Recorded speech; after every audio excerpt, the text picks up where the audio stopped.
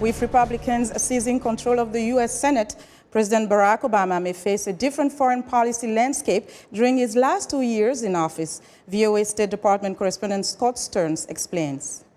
Republican control of both houses of Congress would limit the president's room to maneuver on two of his biggest foreign policy goals, says American University professor Guy Ziv. This will create much more difficulty for President Obama to make the kind of progress that he's wanted to see in both the Iranian negotiations, Iran's nuclear negotiations, and the Israeli-Palestinian peace process.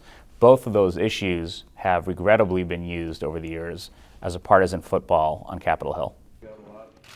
Talks on Iran's nuclear program are scheduled to end later this month, with international negotiators working to convince Iran to limit its atomic activities in exchange for easing some economic sanctions. Many Senate Republicans are wary of a deal that allows Tehran to continue enriching any uranium, but President Obama already has the authority to waive U.S. sanctions without congressional approval. Cato Institute analyst Justin Logan says that could change as Republicans move to more forcefully confront Iran. There's some prospect that a large Republican wave and takeover of the Senate could raise the prospect of sanctions bills against Iran without that waiver authority. But that requires Congress to sort of take responsibility for the policy and leave its fingerprints on the policy. And historically, they've been very wary of doing that. Republican Senator John McCain's led his party's criticism of the slow U.S. support for moderate rebels in Syria and may push for a more active military role, says Atlantic Council analyst Robert Manning.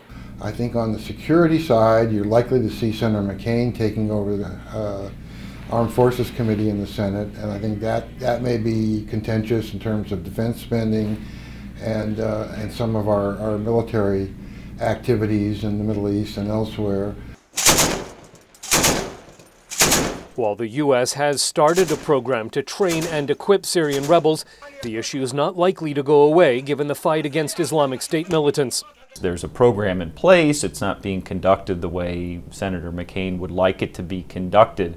So I think the change here might really be how the conversation goes, what sorts of hearings happen, and how Republicans in the Senate can affect sort of the press coverage, what's said about the president's policies. State Department spokeswoman Jen Psaki says U.S. diplomats cooperate equally whomever controls Congress. The State Department is nonpartisan building and one where we work with Democrats and Republicans, so we will continue to move forward with that in mind. As for Secretary of State Kerry's tenure, there were press reports during this campaign quoting Obama administration sources criticizing his foreign policy pursuits being untethered from the president. Spokeswoman Psaki says the White House is making pretty clear he'll be here. Scott Stearns, VOA News at the State Department.